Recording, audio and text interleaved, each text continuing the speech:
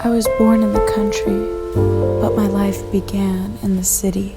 The city is the country, but with statues of steel and scarecrows and robots, all masquerading the grand illusion. I didn't come here to fight. I came here to love you.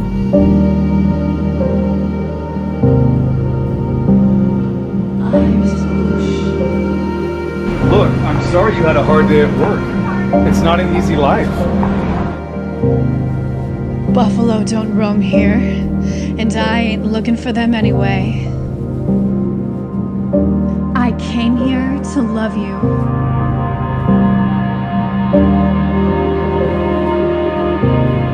What do I need to give you?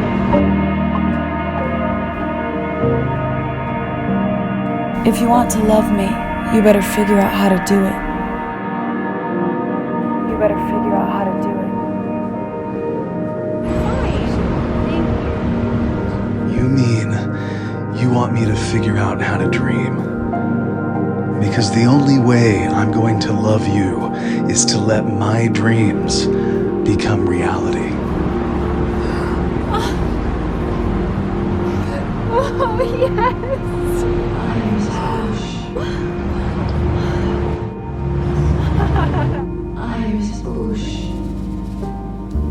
Iris Bush for women from Canyon Chic.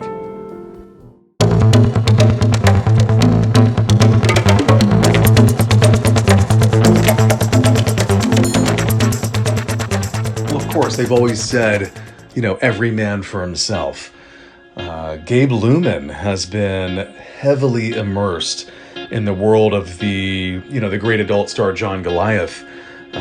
Just put out his big book, the tell-all, autobiography, and Gabe is recording the audiobook version currently in the studio. So he came by to vent a couple mornings ago.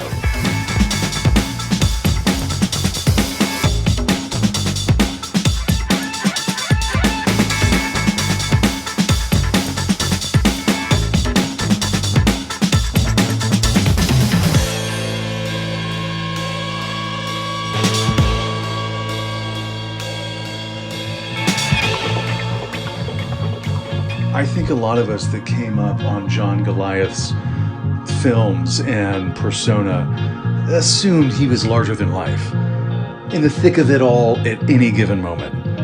He was a godlike figure. He was a naughty superhero.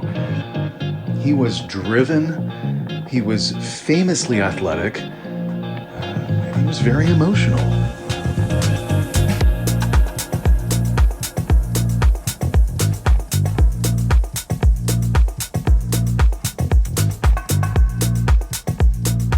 But John Goliath was alone. He lived with his mother for many years.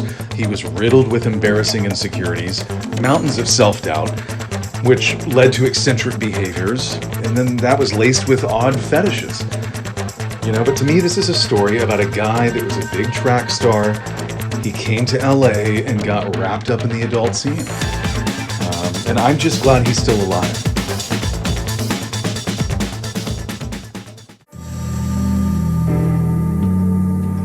Naturally, thank you. Well, my name is Baron Garrick, and my sister Mabel and I have come from the south of London to Los Angeles to begin production on a film starring the indelible John Goliath. One of the things that initially struck me about John was this sort of rancid masculinity, a sort of raw but misplaced energy, as if Tarzan had grown up on Jupiter or somewhere that just didn't quite make sense. I saw John in these sort of soft, watery, adult scenarios, but I felt like I was watching a hunter without a musket. And all the while, I had already had this sort of nagging feeling that Mabel and I needed to chew on a bigger piece of meat, so to speak. Not just shooting the animals and the documentaries and the beast and the birds, but something human, something that connected both worlds. Yes! Nice, wouldn't it? If we could put this grass inside a piece of paper and smoke it. That's what you do in Los Angeles, isn't it? John. Have you smoked smoke? No. but don't split your knickers. They're very fine. But I would like you to crawl like a beast. You're thirsty. You're starving. You'll do whatever it takes, won't you? Into this. Into this. Right? Yes. Right. Where are all the tigers? Where are all the lions? Where are they?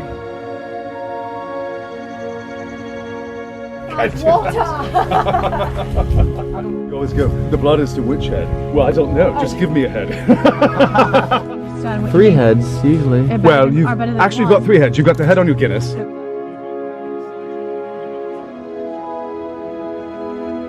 John, I like that very much. Oh, that's fantastic. Yes, yes, yes. Oh, that's very good. Mabel, are you taking note of this? Nature but not. City but not. Taxi driver, the French Connection, marathon man. But none of the above. One man in pursuit of whatever is necessary. One man taking the piss out of whatever he wants, but with reason, with the utmost respect for mankind and those that came before us. I think that is truly the centerpiece, the emotional drive of the film that we are creating, called The Last Bloke on Planet Earth. I was in the field, and then I wasn't. I was afraid, and then I wasn't. I tasted, and then I didn't. I could smell, and then I couldn't. I was with you, and then I wasn't. I'm not afraid of who I am. Without me, I don't exist. My nose is my mouth, and my mouth is my nose.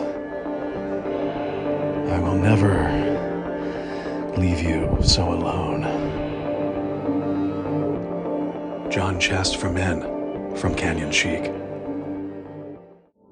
And so the filming of The Last Bloke on Planet Earth has gotten underway with a crack. Mabel and I's assistant, Georgia C., has made it over from London, and a quiet but charming hairstylist and driver for John Goliath, Victor Newman, has graced us with his presence. I feel as the story unfolds about a man who believes he has been left alone on the planet. We are discovering what truly does go through a man's mind when all devices, interaction, humanity, love, sex have vanished, taken away with no explanation, no cause. What happens when all you have left is an empty teacup, a diary, and your mind?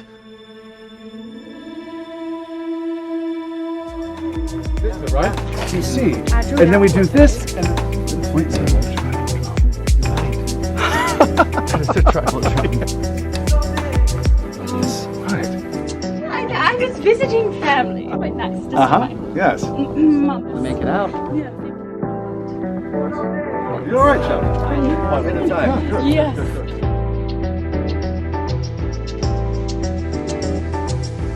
Or we might bring out the perspective.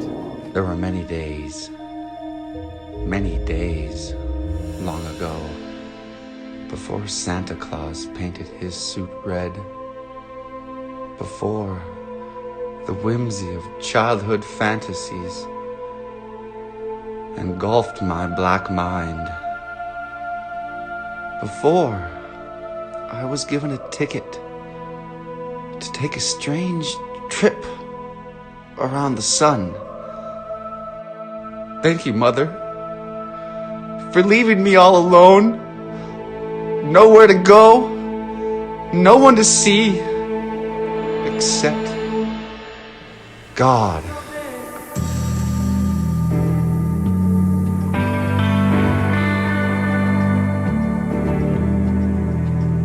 Your memories become your security blanket and your enemy all at once, torturing you with A life once lived that is gone. Yet giving you hope that you'll make more memories. But realizing the sick truth is the only future ahead of you is with yourself. But is it? How does this man know, without doubt, without absolute question, that he is all alone? Well, he doesn't, does he? Will he believe in the power of his own insanity to carry him through to quest? It's all odds for a breadcrumb of hope.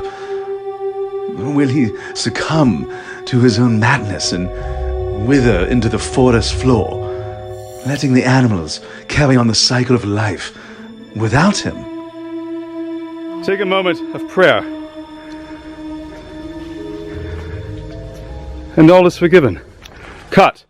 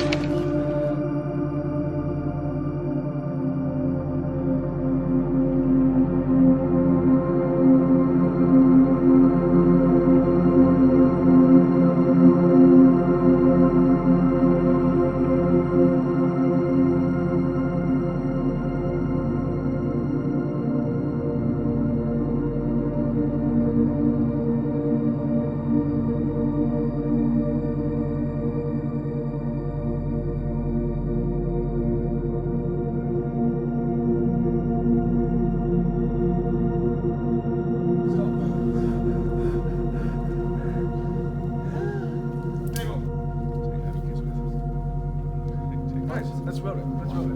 Let's roll it.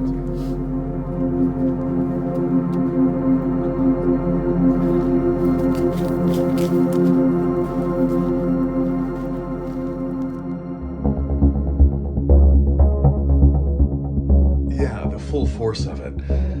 Gabe Lumen and I just wrapped a photo shoot for a new John Chess campaign, and Gabe realized that we were at this exact spot that John Goliath writes about in his book, Burning Rubber. He details this moment in time where he showed up unannounced to a location that the director of the film was scouting with his crew, and this was the film that John was starring in. Right. I don't know. I see. It's like, what? You know, during this time, actually his whole life, Goliath lived with his mother, which, as you can imagine, he was always very embarrassed about. He also had horrible memorization skills. And in this film, he was the only person in it.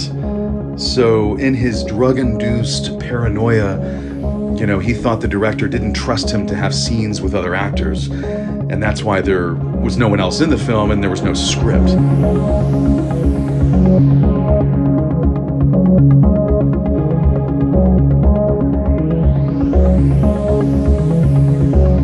Steph, I don't want you to lose it.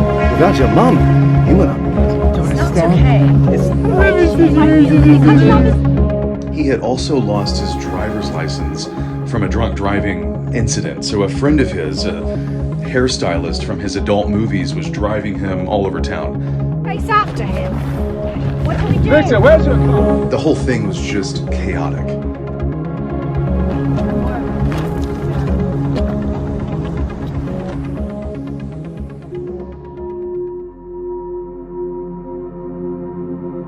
The deal is, John Goliath left the adult film scene in 1976, mind you, at the top of his game, to go straight to do legitimate films. And his first move was starring in this strange black and white art house film, The Last Bloke on Planet Earth. You know, the director was this super eccentric British guy, Baron Garrick, who had only done wildlife documentaries in the UK with his sister Mabel and their assistant, Georgia C. You know, the film actually had some moments, but you really feel like most of the time you're just watching a guy lose his mind, which very well could have been the point.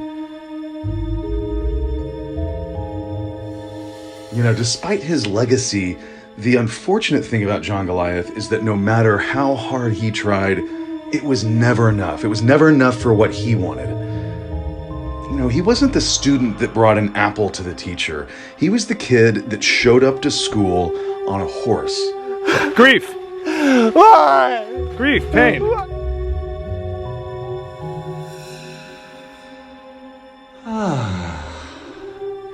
If I am to have a proper meal again, perhaps a nice piece of filet mignon with cognac sauce. Or duck, yes, roasted duck, with root vegetables and wine. A delicious aged burgundy, and to finish, a luxurious piece of chocolate cake.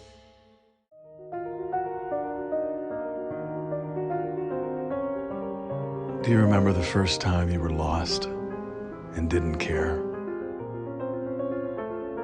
Well, that's what it felt like. Like you've never wanted to be anywhere else. Or someone else. I don't know if we can go back. There's nothing for me there. There's nothing for us anywhere. But remember this.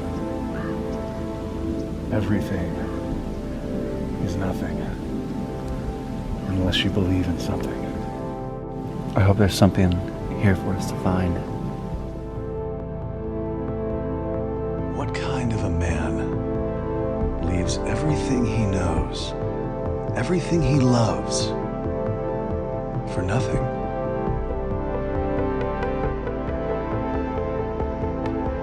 I think it's the same man that's willing to risk it all for something greater. Something he never knew he really needed. Don't ever stop. Don't ever look back. Don't ever question how you got there or why you left in the first place. What if you were the king? What if we were all kings? Then we wouldn't be here. Generations by John Chast for Men from Canyon Chic.